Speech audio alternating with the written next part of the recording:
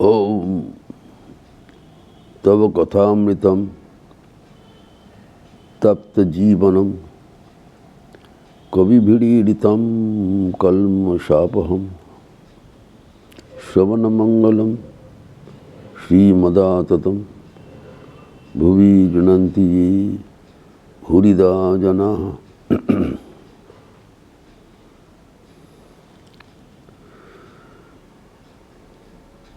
भगवान विष्णु के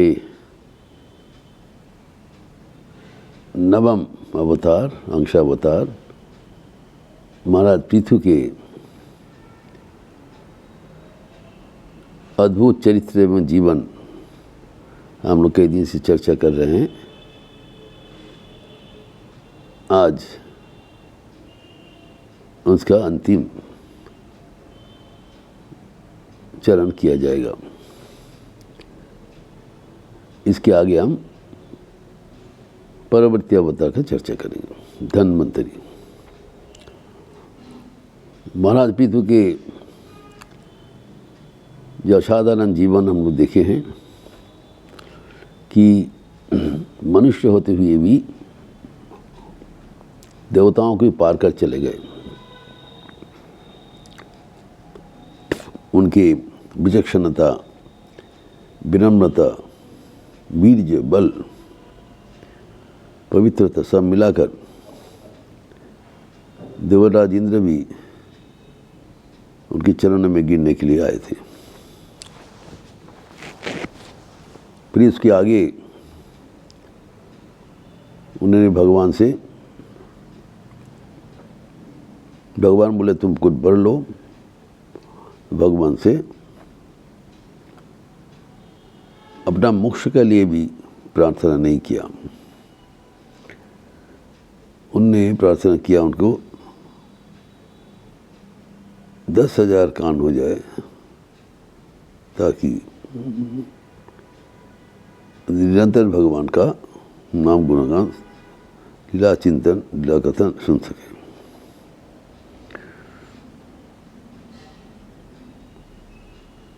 तो इसके आगे हम देखे हैं कि अचानक सनत कुमार आदि 4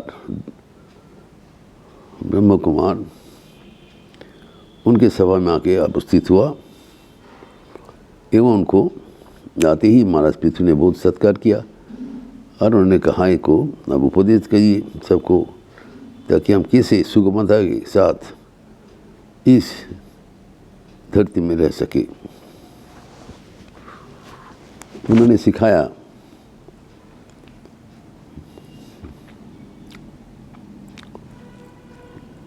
कि दुर्लभ मनुष्य जीवन पाकर इसको धन और विषय भोग की पूर्ति में लगाने के परिवर्तन स्वयं भगवान को हम लोग तुष्ट करें तब हमारा जो जीवन सार्थक हो जाता है। वही है जीवन का पराकाष्ठा। सिखा कर चले गए। इसके बाद में महाराज पृथु अपने प्रजागण को ये सब सिखाया एवं धीरे धीरे उनके जीवन ढलने लगा। तब उन्होंने सोचा कि ये अंतिम पुरुषार्थ मोक्ष का अभी आराधना करना चाहिए, क्योंकि जीवन में 4 पुरुषार्थ होता है, धर्म, अर्थ, काम, मोक्ष। महाराज पृथु ने सभी पुरुषार्थ का आदर्श बनकर दिखाया एवं जब मानव जीवन में उन्होंने सब प्रकार का अर्थ में सफल कर लिया, अभी मोक्ष का मार्ग भी उनको दिखाना था। तो वन में तपस्या करने के बाद हो रहा था तो महाराज पृथु ने जो अपने पुत्री पृथ्वी के भार उनकी 5 समर्थ बेटा था उनके ऊपर समर्पण कर दिया, जो कि इसके बारे में हम लोग थोड़ा बहुत चर्चा किया था। प्रथम था विजिताक्ष, दूसरा धूम्रकेश, तीसरा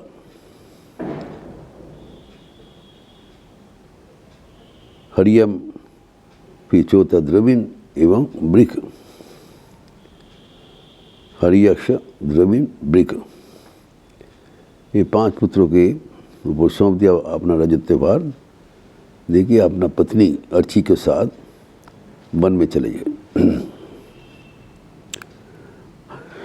अर्थात इतना भरा पड़ा राजत्व का कोई उनका माया ममता नहीं रहा।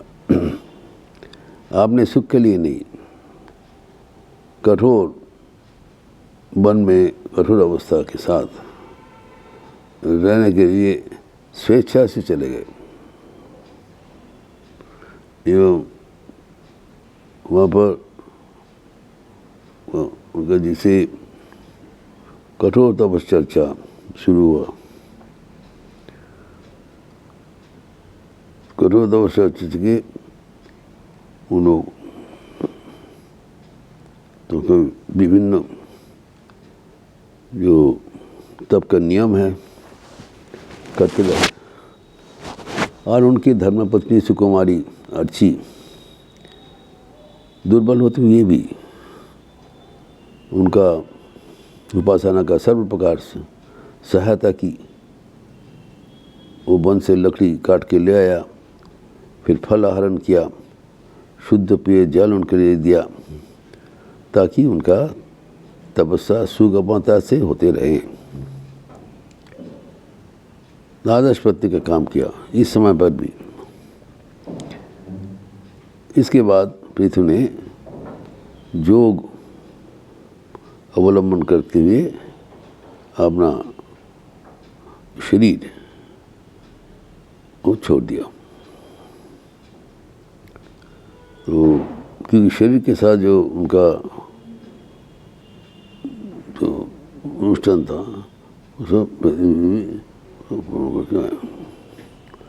ताकि उनका यात्रा सुगम हो। और जब उनका शरीर छोड़ दिया तब अर्ची ने स्वभावतः बहुत विलाप किया। उसके अनंतर पर्वत में उनका लकड़ी सजा कर चिता का बंदोबस्त किया एवं भगवान पृथु का वहाँ पर शरीर रखकर उन्होंने अनुष्ठानिक इसे अग्नि संजय किया। उसको स्नान करा के मरदेव स्नान करा के उसमें चिता के लाट के अग्नि संस्कार किया। एवं जब वो दग्ध हो रहा था तब उन्होंने अपना शरीर भी अपने स्नान करके वो पति की सहगमन करने के लिए अग्नि में प्रविष्ट हो गए। उनका शरीर भी जल गया और वो सती बने। और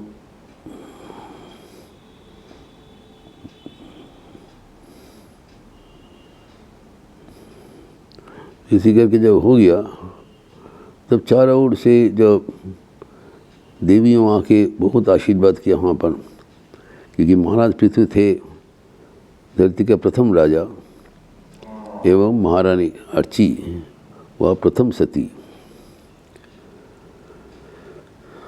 जिन्होंने दिखाया कि इस धरती में जो कुछ दिन के लिए हम लोग आते हैं वो कैसे उपयोग हो जाना चाहिए ताकि हम ईश्वर को प्राप्त करके तभी ही ये संसार छोड़ के जा सकते हैं।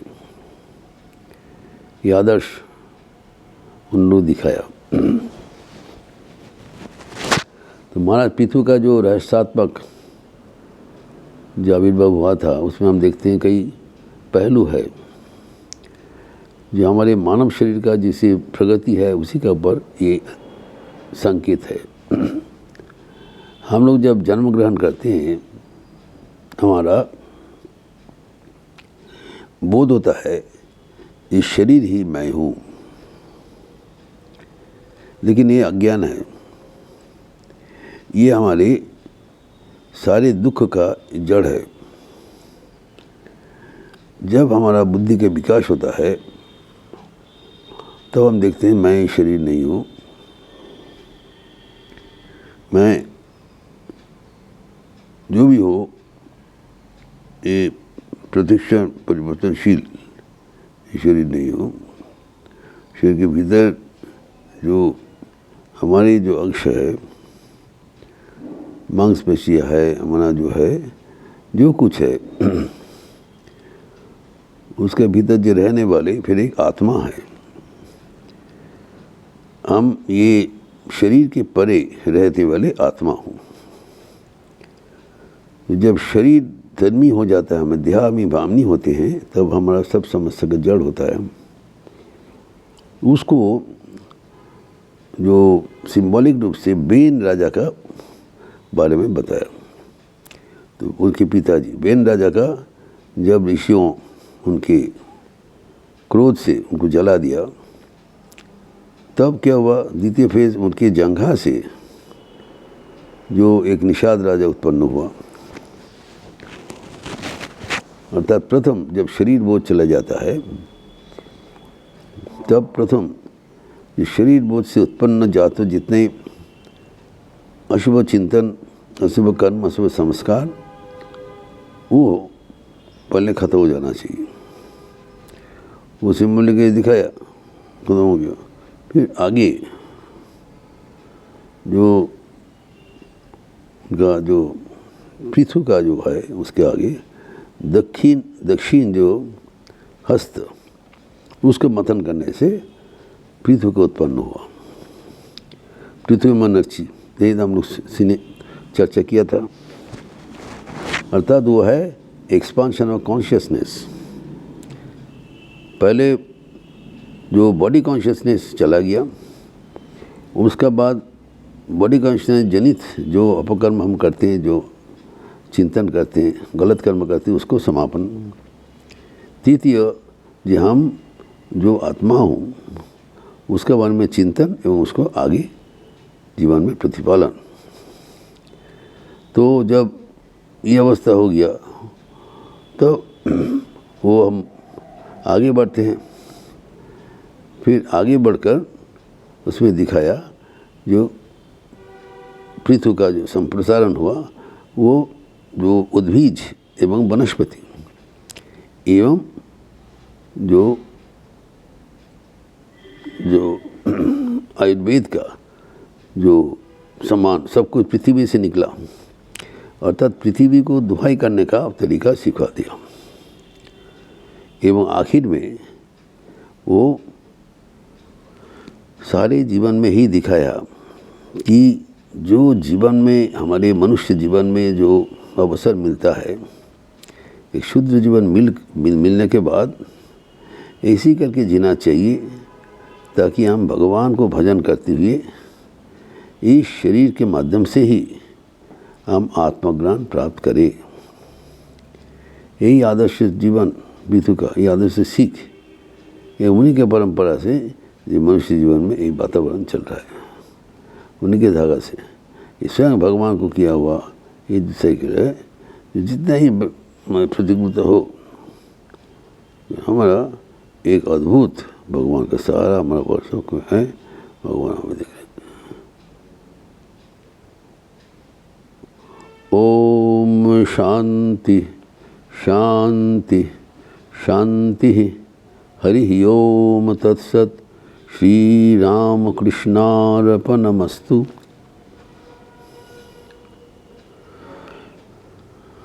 आज उत्पावन तिथि है। भगवान श्री राम कृष्ण के अंतरंग सन्यासी पार्षद वेदांत मूर्ति स्वामी तुरानंद जी की जयंती है। सुबह में आज शुक्रवार के तारीख अनुसार माँ की मधुर स्मृतियाँ पर प्रवचन होगी 10:30 बजे से, एवं शाम को आरती के बाद उनकी वाणी एवं जीवनी चर्चा हुई। तो क्योंकि तुरानंद जी की ये भी पावन जीवन है, पावन वाणी है, ये सबको हमें प्रोत्साहित करते रहते हैं। वो सब कुछ आज आपको हमारे YouTube चैनल में दिखाई जाएगा। आप सबका स्वागत है। अच्छा रहिए, स्वस्थ रहिए, आनंद में रहिए। नमस्कार।